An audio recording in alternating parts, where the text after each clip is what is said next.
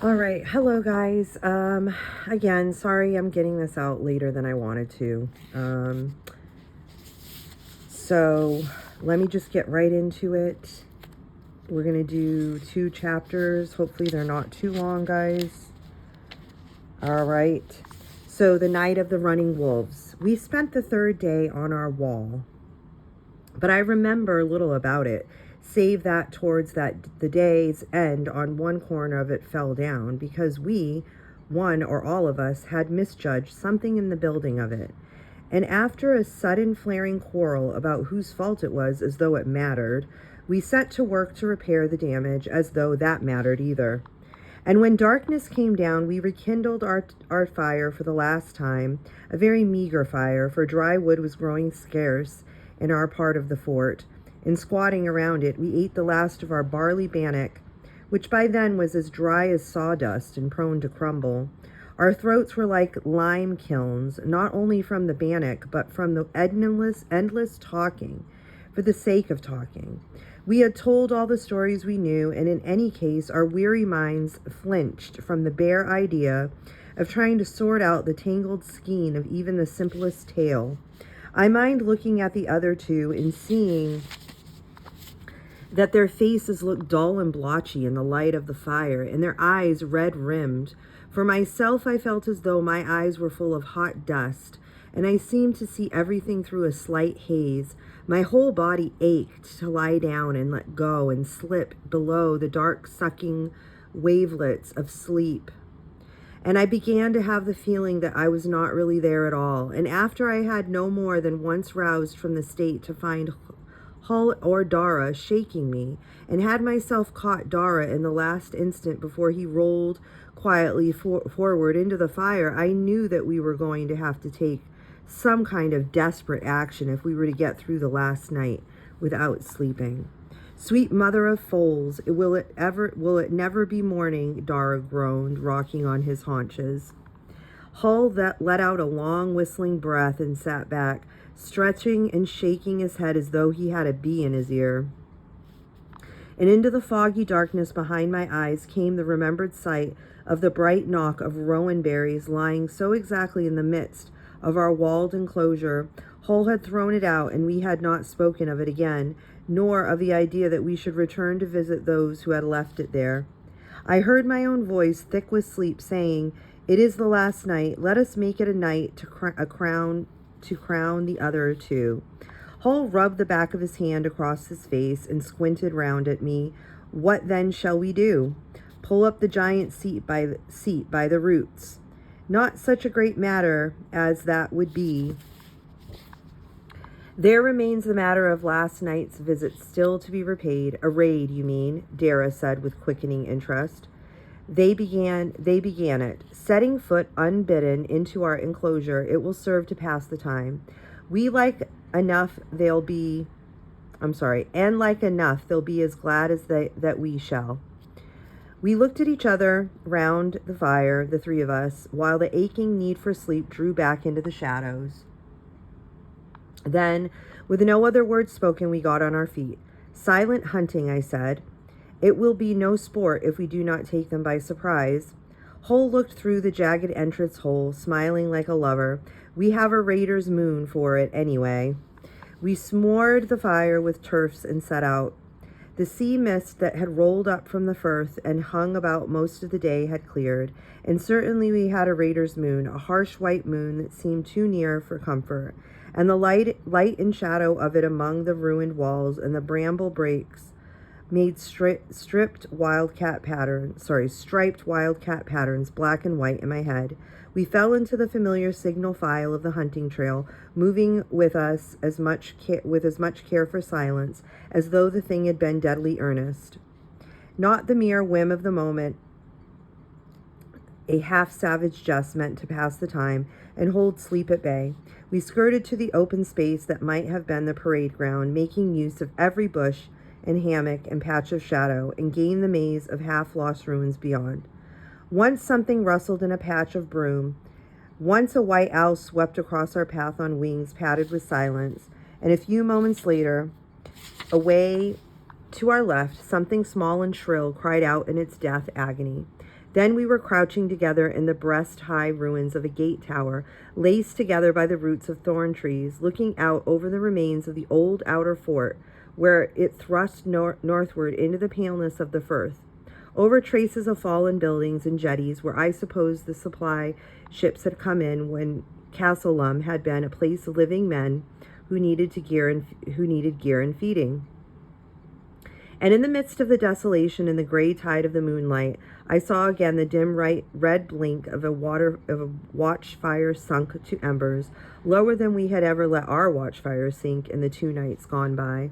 We went forward on our bellies that last bit of the way, expecting every instant a shout to tell us that we had been discovered, but no shout or movement came. The other 3 had made their lair in a place not too very different from our own, among the wreckage of what might have been the fort's bathhouse.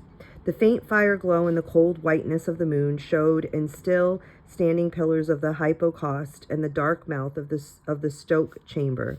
The fire had been made in the mouth of the stoke hole, and the 3 who should have been awakeful round it were sleeping peacefully.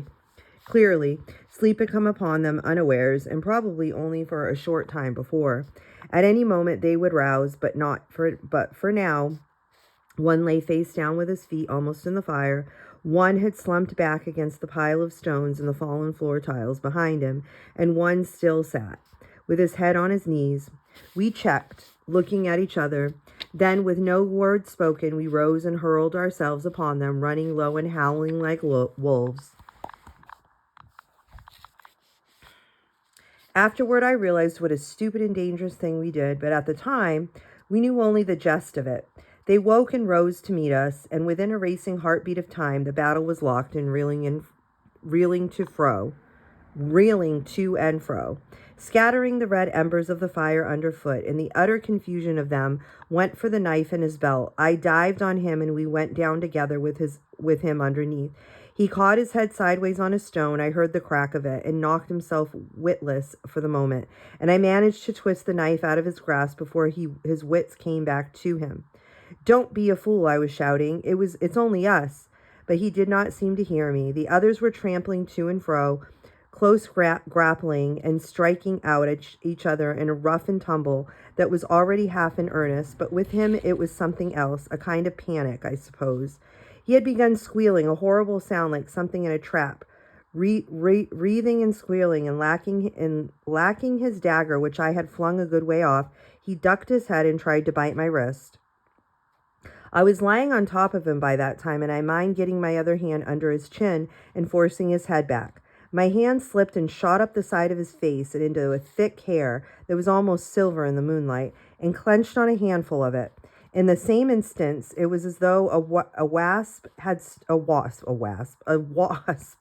stung me on my palm, and in the same instant also his squealing changed from fear to pain, and he let out a sharp, shrill yelp and arched himself sideways, heaving to fling me off yet again, struggling to get his teeth into my arm. Then the other 4 were upon us, tearing us apart, hauling us to our feet. The battle was over, and the stillness of the moonlight came flooding back. I found myself at Phelan, shield-bearer to Perdidur of the Car-Lulu, who was among the few to answer Minindog's summons from the lost kingdom of Reheged. They were all touchy, the Reheged men, all shadowed by the death of their own king, though it had happened in their father's time, not in theirs. All a little unsure, even those whose fathers had been loyal, of whether other men might be finding them guilty. All of them a little prone to pick a quarrel or nurse a grudge in consequence. And Phelan stood and stared back at me with blood trickling out of his hair and down his neck. He put his left hand to the side of his head and held it there, and glancing down at my own, I saw that I was holding a long tassel of barley pale hair, entangled with it the bluegrass earring that he had always wore. There was blood on my hand, too, some of it mine from a cut palm, some of it his, from where I had torn the ring out of his ear. Then one of his fellows demanded, thickly dabbing at a bloody nose, and in the name of thunder, what game do you guys think you are playing? Nay, we did not we did but seek a little harmless practice for the kind of game that we shall be playing in good earnest by and by, Dara told him. Also, we came in our courtesy to return the visit that you paid us last night. It was no fault of ours that we found you sleeping, and that was something that would have been better left unsaid. We stood and stared at each other in the silence round the scattered embers of the fire. They were too proud to protest that they had not been asleep, to ask our promise of silence on the matter, and at least we had enough sense that left not to insult them by promising unasked. But the thing hung like a naked blade in the air between us, nonetheless. And as for Phelan, it was worse than for the rest, because he had squealed like a stuck pig, because he had panicked and gone for his knife and had torn an ear that would keep him from ever forgetting it. And I made matters worse by holding out that earring to him, saying, I suppose rather scornfully, "Here you are. Hang it in your other ear and take better of it next time. Take better care of it next time." He looked at me with his hot eyes while I waited, holding the babble between finger and thumb. He wanted to turn away, leaving it where it was, I could tell that, but even more, he wanted his earring back again. So we stood, and the other four looking on, and in the end he took it from me with his free hand and tossed it up, a spark of blue in the moonlight, and caught it again, as though to make light of the whole thing, but turned away with hunched shoulders, which somewhat spoiled his effect. Someone laughed and the thing was over, or so it seemed. Down on the mud flats of the low tide, a curlew began calling. Through as yet there was no light save that of the moon. And in the first green light of dawn, with the shore birds crying and calling, we stamped out the last embers of our fire, the 3 days, the nights being over. We went down to the burn to drink for the last time. The tall stone beside the ford caught the first light on her lynchioned flank, and I did not touch her again, feeling that I had not the right. The men who had made for themselves the right to touch her were all gone. The last thing we did before leaving the ruined fort was to make our marks on the wall that we had rebuilt. We made them on the stone under the running wolf. Being best able to write, I went first, scratching my name with the point of my knife. I should have to take it to Con for resharpening before I can use it again. And after me, Dara managed his own name, with the letters very small and jigging up and down.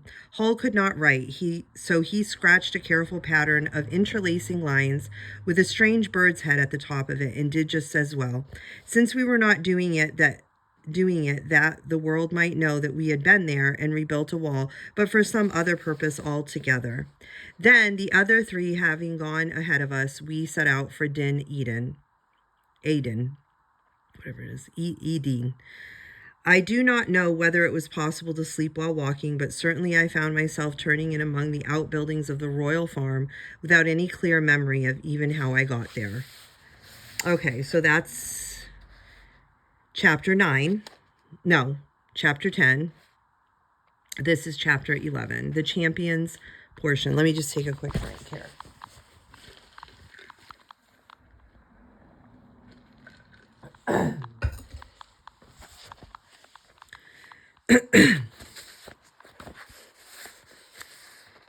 That autumn, we began to go out on mounted patrols, half a troop, usually 3 or 4 days at a time, riding the ragged fringes of Godwin territory that we were fretted by Saxon raiders. Not war patrols, just showing the sword arm, though once or twice there was a brush with the Saxon king along the coast. And once or twice the patrols came back and a dead or wounded man lying across a saddle in their midst, the loss to be made good from among the shield bearers. Most nights we found lodgings in some farm settlements among the birch woods and the low heather hills around the hall of some one valley chieftain, but when that failed, we slept in the open with our horses wherever we could find any kind of shelter from the wind and rain.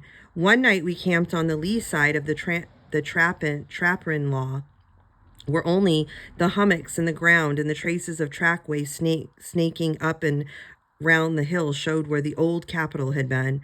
Before the Saxon menace drew too close, and the king, Minindog's father, it would have been, had burned it to the ground and moved his royal hall to the old war capital of Din Eden.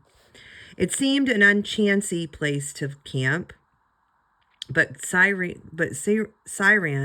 who was the day's leader, demanded to know were we old women or Saxons to be scared of boggles? And certainly, though the horses were fidgety all night, we heard and saw nothing worse than wild geese flighting down from the north, black wavering arrowheads high over our head against the scarlet sunset sky, and all night long the soughing of a wet wind through the long grass and the bramble domes. Winter came down upon us suddenly, closing the ways with snow that turned to slush and froze again beneath fresh falls. The patrols ceased for a while, and so did the coming and going of envoys between Minindog and his fellow kings that had been going on all summer and autumn long. And so, too, did any news of the outside world. Indeed, it was though the outside had ceased to exist, and the great ridge itself was the only thing to stand clear in a nothingness of cold and wind and drifting snow and driving rain. In Din Eden, along the town ridge, life went forward with such crowding purpose that the very air seemed to pulse like a softly tapped drum. All day the charcoal smoke rose from the smithies and the armorers' shops, and the ring of hammer and anvil told where ancient weapons were being mended and new ones forged. Our training went on day by day as usual under the watchful eye of the fosterling and the most seasoned of the household warriors, and at night we shared feasting and harp song in the king's hall and in our own hostels. The leggy 2-year-olds were brought into the horse yards for the breaking. We took a hand in that, most of us being well used to the same work among our own hills, and when the snow let up enough we went hunting, wolves for the sake of the lambing pens later on, boar and deer for fresh meat. The music of the hounds made me think of Gurlert and my father's pack and the day we rode with Prince Gothrin after that white hart. At midwinter, Minindog called a great 3-day feast and decreed that on each night 2 of the 6 troops of the champions in turn should feast with him in the high hall. But on the first night the whole company went up from the royal farm to the great gift-making in the outer court, which was for all of them together, though only the 2 chosen troops for the evening would remain after the horns of feasting sounded. Only a few of the shield bearers went up to attend upon the lords at supper. The rest of us watched them away and then turned back to our own affairs in the warmth of the fires in the longhouses. At dusk, with the smell of our own feasting beginning to waft in from the baking pits, they returned to us, the 4 troops who did not feast with the king that night. They came with a flare of torches that made a golden mill race of the driving sleet, with one of the king's harpers to lead them, striking clashing flights of the notes from the harp and declaiming Cuchulain's battle in the pass of the north, though indeed you could scarcely hear him, for they had drunk mead and were singing as they came.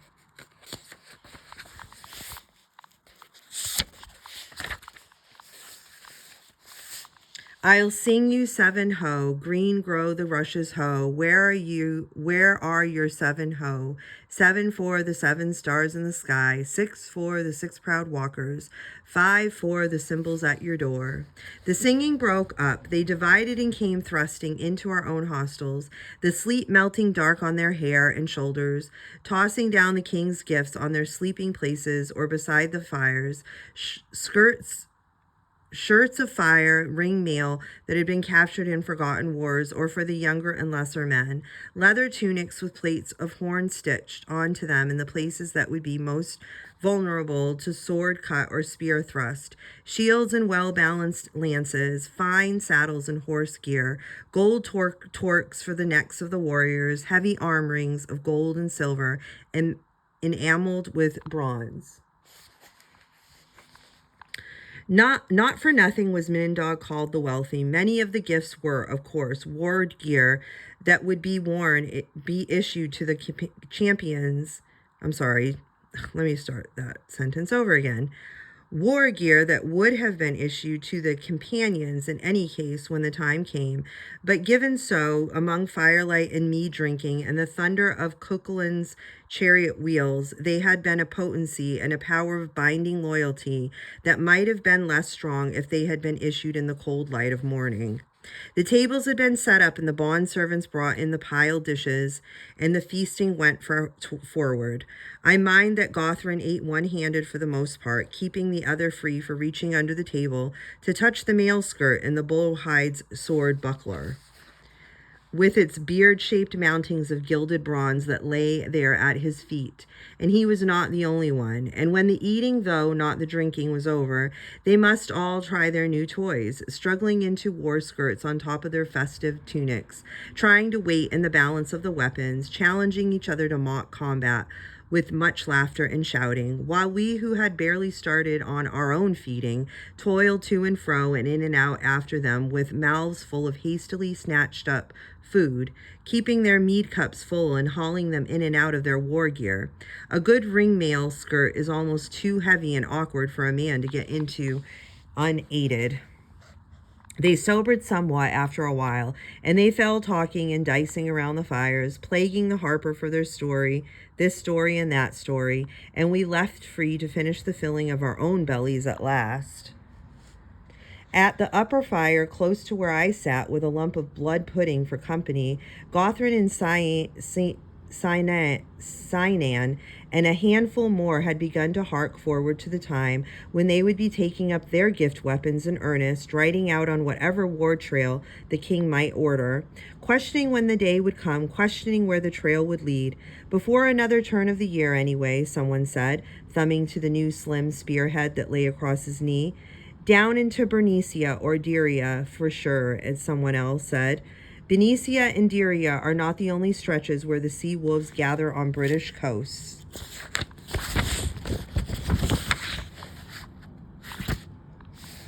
No, but their threat is the nearest, Gawthron said. They say that Atherfirth and Alel are drawing closer into alliance with every moon that passes, and if they join spears indeed, they will be as strong as all the war hosts of the kingdoms joined together. Sinan smiled gently in the fire. Yet men on the horses count always for more than men on foot, as Arthur Pendragon showed in his day.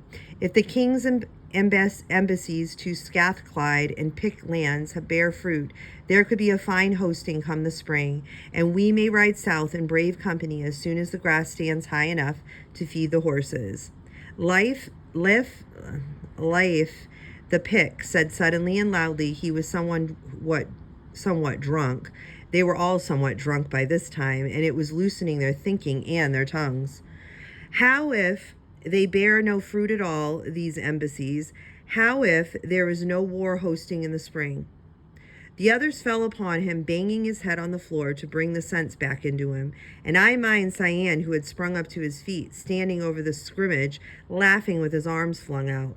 Then we shall ride south alone.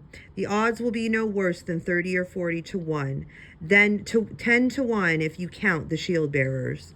The other thing I remember about that night is that later, when the fires were smored and the sleeping rugs spread, and Leland and I were hauling Gawthron out of his mail skirt, he said, staggering a little as he heaved it over his head and shoulders, the king should not be alone in gift-making at the turn of the year. And he sat down on the sleeping bench and pulled up the sleeve of his tunic, and by the light of the candle in the horn-panned lantern that hung nearby, I saw the thick silver arm ring, the king's gift, which he had come back wearing from the high hall.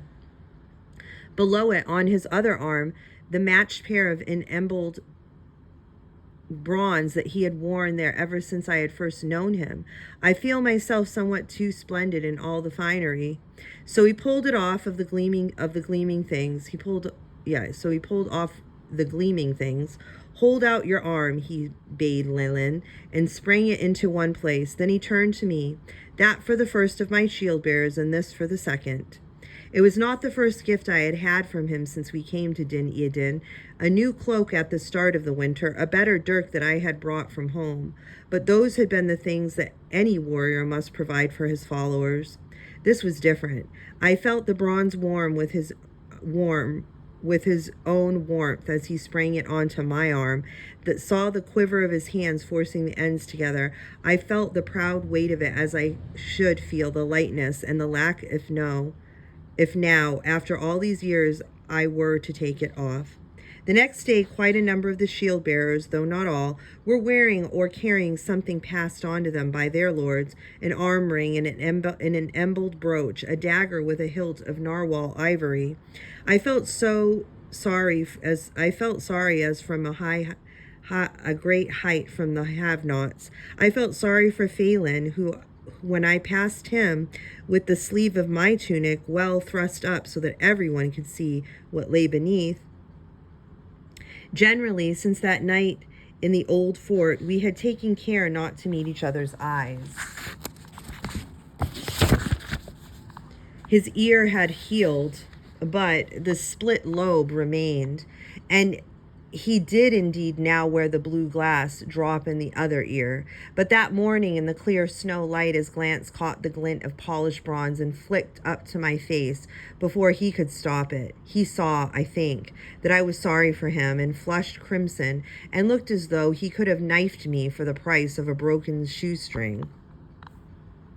That night, the second of the midwinter feast, was the night when Sinan and his wild brothers, having received fine saddles among the king's gifts, rode their horses into the royal hall, announcing themselves as the 3 battle horsemen of Din Adin, of the many goldsmiths. Up on one side of the roaring and rocking hall, between the long fires and the feasting warriors, to the foot of the high hall table itself, and down the other side of it and out again, without so much as a spilled mead jar behind them, which said something for their horse skill for sure. Nay, I did not see the thing with my own eyes. Sorry. It was not yet the turn of our troop to feast with the king. And we had no place in the high hall of Din Adin, and nor, of course, had our 3 battle horsemen. We missed them early from our own feasting, and knew no more than that. But later the story ran like forest fire from end to end of Idun Ridge. It was the 3rd and the last night of the great feast, our night for the high hall, that we all burned Din Adin round our ears. The day had been filled, like the others, with hunting and sport. Down on the practice ground, softened a little by the overnight thaw, there had been a splendidly bloody game of cattle raiding. The pick of our horsemen against the pick of the household warriors, while the rest of us yelled ourselves hoarse on the sidelines. And we had won, getting the calf's head back through our own garlanded gateposts 9 times ahead of Tililu, and came to the night's feasting already a little drunk with our own victory. Mindog himself, not in the hall that night, but had gone, wrapped up in furs and carried in a litter, to celebrate the birth of the white Christ, with the holy brothers, according to his custom, summoning the fosterling, the captain of his bodyguard, to go with him. And the bard Anranin was shut to his own quarters with the kind of fever that comes with a cough and a streaming nose. And but for our own sense of victory, and for those 3 empty places, I think that maybe the thing would have not happened. It began when the great bowls of the meat stew and the dried salmon char had been emptied, and the first keen edge was gone from our hunger, and the sizzling carcasses of roasted bear, the fruits of yesterday's hunting, were borne in on huge platters, each carried by 4 men, decked and garlanded with holly and fir and juniper, to be the crowning splendor of our midwinter feast. The horns of feasting sounded again at their coming, and a roar of greeting went up from the warriors' benches, men tossing up their mead cups as they were carried up to the hall. One after another, the platters were set down, the full length of the high table before the king's empty seat. And the king's carvers stepped forward with their long knives to break up the still sizzling carcasses. The tumult quietened somewhat, every head turning towards the high table as the good work began. And in the quiet, Amlagald, one of the Tililu, rose in his place and demanded the champion's portion, the first slice from the left shoulder of the kill in this case. When there were more beasts than one, that must mean the first of them to be carved. I heard of the claim being made in the ancient times, as in the song of Brirakuk's feast. Let me take a drink, guys, sorry.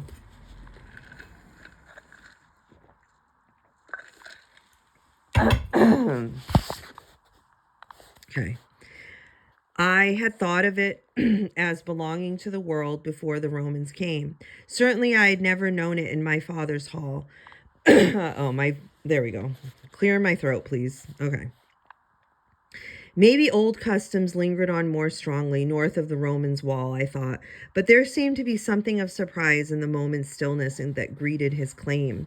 From where I was standing, far down the hall, I could not see much of what was happening, but I heard clearly enough the old dry voice of Bloodfatch, the king's steward, making formal reply. By what right, Amagold, do you make a claim to the champion's portion? By this right, Amlagold replied, that my spear was first, at the kill of yesterday's king boar. There is no hunter like me under the king's roof this night, so do I claim the champion's portion. And the old tired voice said, the champion's portion is yours. A murmur ran down along the crowded benches, and at our end of the hall, the companions looked at each other. Then Tidflick, the tall, who always found delight in a battle of any kind, sprang up to his feet and shouted up towards the high table, "Not so fast! I also claim the champion's portion. I, Tidlick, from Eagle Haunts of Yar Wadafa." Guys, these names are like out of control. Okay. But we knew that he made the claim as if it were for all of us. Out of the rivalry there was between champions. Oh my gosh, I am like just stumbling over the words today, guys. That was between companions and Tilalu. At the high table by the royal fire, the old steward, trying to keep the thing from taking hold, protested, "Your claim comes too late." "How so?" "It was not told me that the claim was to be made. Therefore, I did not make it earlier." Bloodflack, the steward, was silent a moment, while the murmuring along the warrior benches rose and fell. Then, craning, I saw him spread his hands in a gesture that was like defeat. He said, clinging to his dignity, "By what right, Tidfleck, do you make claim to the champion's portion?" Tidfleck was already striding up in the hall. By this right, that in today's game of cattle raiding, I bore the calf's head back for the 9th time through our gatepost, leading the champions to victory over Tilalu. It was as good reason as any to put forward on the spur of the moment. Amlagold began shouting a furious protest about green, untried warriors laying claim to honors that were for better men. Tidliflick countered that, so far as he was aware, there were no better men in the high hall as Din Eden that night, chanting his victories against border raiders and the water horse of Pluledudu. Oh my gosh. To prove it. The thing was half in jest at that stage, but no more. Oh my gosh, this is, oh my goodness. What? Wow, this is a long chapter, guys. Hey, we gotta hang in there, okay? Wow, okay. No more than half, and the jest beginning to wear thin. Quite cheerfully, but with purpose, the companions rose from their benches and began to move forward up the hall towards the royal fire and the high table and shouting match that was going on there.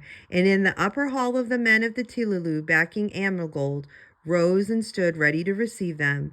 We, the shield bearers, pressed at the heels of our own warriors, and through the broad doorways opening onto the snowy night, others of us who had been hanging around the cookhouses and baking pits came thrusting in to join the rest as sound of what was afoot spilled out and spread abroad.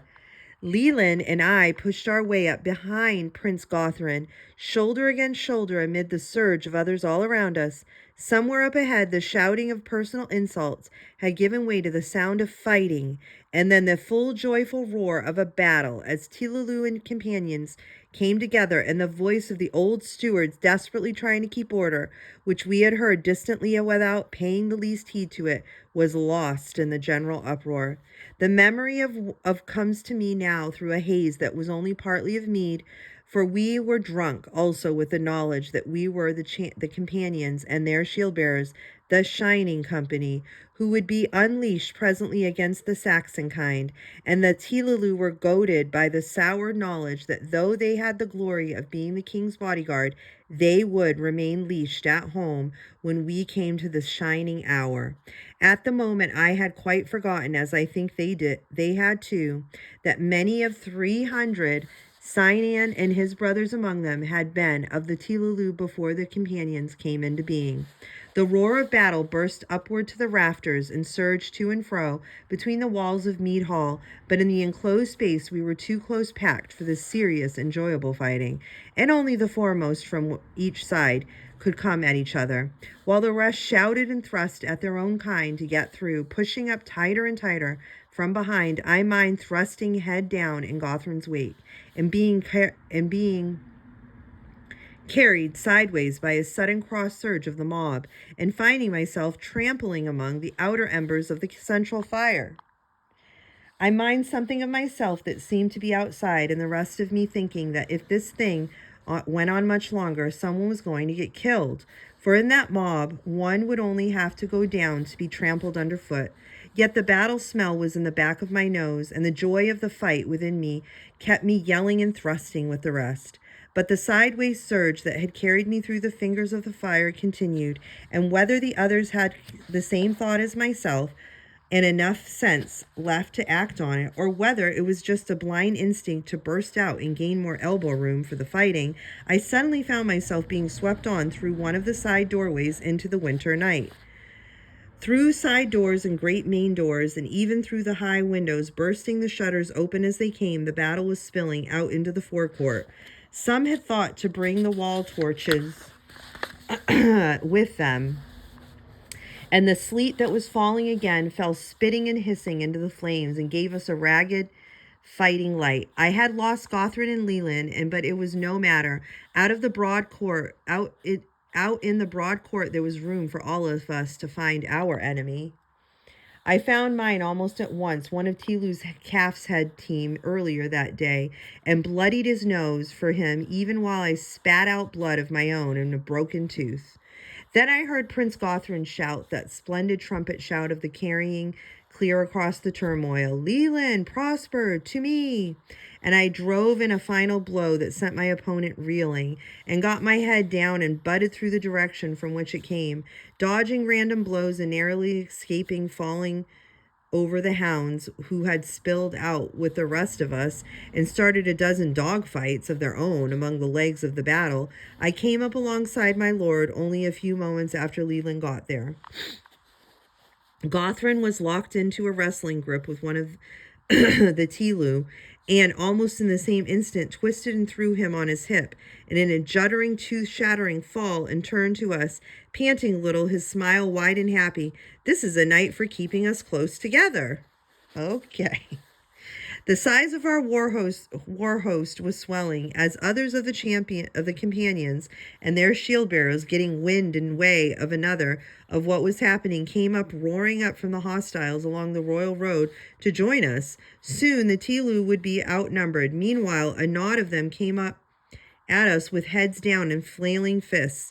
Leland thrust out a leg and tripped the foremost of them, and I went down after him and got him by the ears and banged his head a few times on the half-thawed, half-frozen ground to cool his hero light. But Gothrin's hand was twisted in the neckband of a tunic, hauling me to my feet, and suddenly the press about us seemed to be slackening, the surf roar of the battling beginning to sink, and I snatched a glance at his face and saw that he was looking across the heads of the mob towards something on the far side of the court and craning the same way.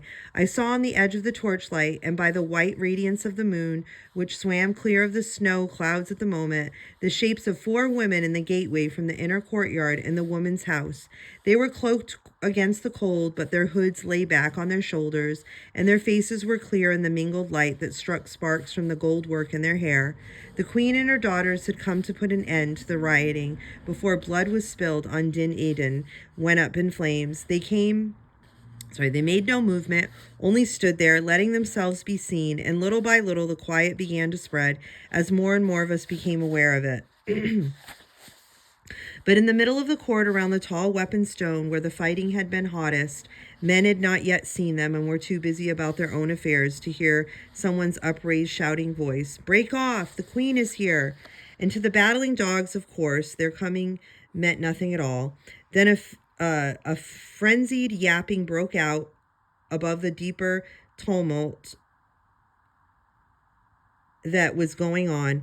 One of the little creamy lapdogs, which the royal woman kept for playthings and which were seldom allowed in the outer court, must have slipped out after them, and seeing and hearing the smelling in the nearest town fight, had hurled itself joyfully to join in, and the next instant the Princess Niamah came swooping after it, calling its name on the high seabird note.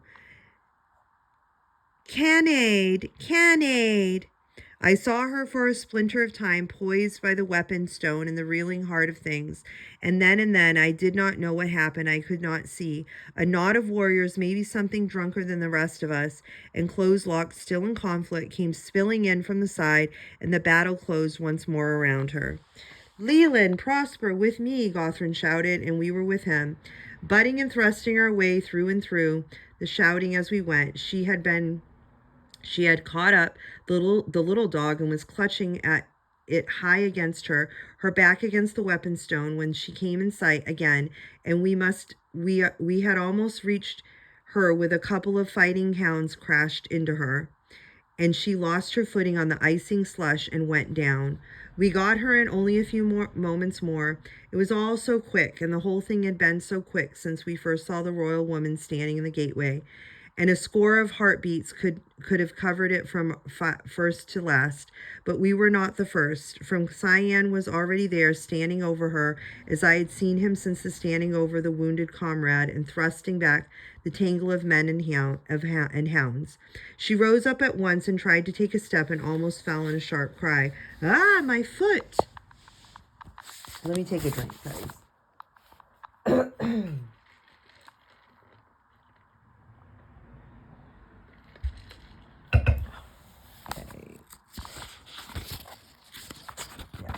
We're almost there. The little dog had been run shivering and yelping against my feet, and I scooped it into safety. Cyan had caught up the Princess high against his shoulder and turned her towards the gateway where her sisters had started forward to meet them. We closed round them and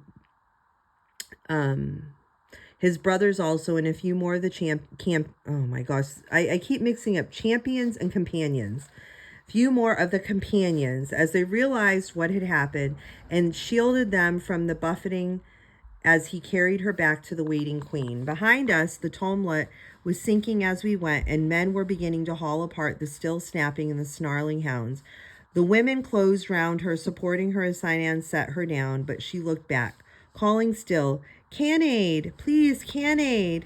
I set the shivering little thing in her arms, though one of her sisters took it from her so that they could help her away. The noise had sunk so low that her voice was clear. She tried to thank us all over her shoulder at the same time.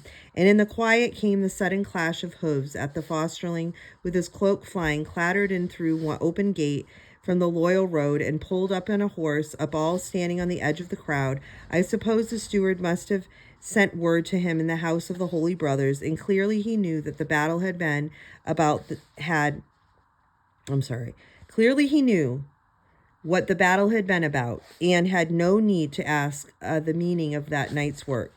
The last of the tumult had died away, and all the snarling of the stray dogfight still fretted at the stillness, until Lulu and the companions alike Battered and somewhat bloody, we turned to face the fosterling's chilling gaze that raked us through and through. So it seems that I have somewhat late upon this scene, he said, and there was a flicker of amusement in his voice. I am a truthful man, and therefore I cannot claim that the devil's uproar you have been raising here reached me before the altar and interrupted my devotions, but certainly returning in answer to Bloodflack's summons, it met me halfway. We scuffed our feet in the frozen slush and mumbled like boys caught stealing apples, suddenly aware of the bitter cold, and the fosterling's mouth twitched. Since it seems that the royal ladies have quelled this riot for me, it is my mind that you now should return to the hall, that we may continue our interrupted supper. He swung down from the saddle, somebody coming quickly to take his horse, and his eye lit on the knot of hounds still battling over something. A ragged lump of baked meat, I suddenly saw it was. What remains of supper, at all events? I imagine that the question of the champion's portion is now well and trusted settled. And laughter took us like a gale. But the next morning, in the gray chill of the thaw, we were all stone cold sober, still battered but sober. When we gathered again in the King's Fort Court, in answer to the summons that had called us there, Tillaloe and companions alike, with the shield bearers hanging on the outskirts, the king half lay in his great chair, which had been brought out into the foreporch of the hall, swathed in soft skin robes to his bearded chin, with the fosterling standing at his side and the closest of his household warriors ranged about him. The fosterling stood with his thumbs in his sword and belt and looked out over the leisure with strange two-colored eyes of his, while we waited looking back. God's greetings to you, my heroes, he said pleasantly when he had looked enough. Now let you tell me. Why this sudden hunger for the champion's portion, which no warrior has claimed in Din Aden in the lifetime of a man? Amlagod said it was for a jest as much as anything. Also, it was for the honor of Tillaloe. So a jest that had a sharp edge to it. The fosterling flicked his gaze to Tidflick, the tall. And you, this claim is still custom among our own hills. Tidflick shook his head. Not in the lifetimes of these men. Then why now? Because Amlagald of the Tillaloe made it first, and the companions also have an honor to maintain. I mind the silence that followed, and in the silence the sense of oneness that had gone growing within us, almost unknown for a long while, enclosing us like a rampart. Then the fosterling hitched at his sword belt in the way that he had, and turned to the king, but pitching his voice for all of us to hear. My lord the king, it is true, as our forefathers told, that no man may for long handle two teams at the same time.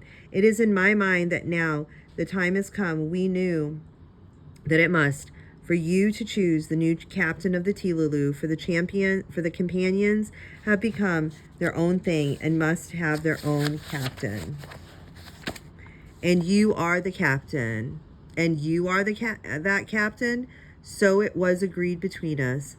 Sa, meaning that you want them all to yourself. And Minadog, rather surprisingly, and the shadow of a smile on his gaunt face, echoing the smile of the fosterling's own, made it clearer than ever that they were father and son. I do not think that anyone else can handle them, said our new captain, but yes, I want them all to myself. The roar that we sent up might have lifted the roof off the king's hall if it had ever been within. Only the Tillaloe, losing their old captain, were silent. Okay, so that was the long chapter, and sorry about all the times I messed up with names and words, guys. Sorry about that. All right, but I got through it, right? Okay, guys, so we will talk over these 2 chapters in tomorrow's class. All right, have a blessed rest of your day or evening if you're listening to this tonight. All right, guys, blessings. I will see you tomorrow.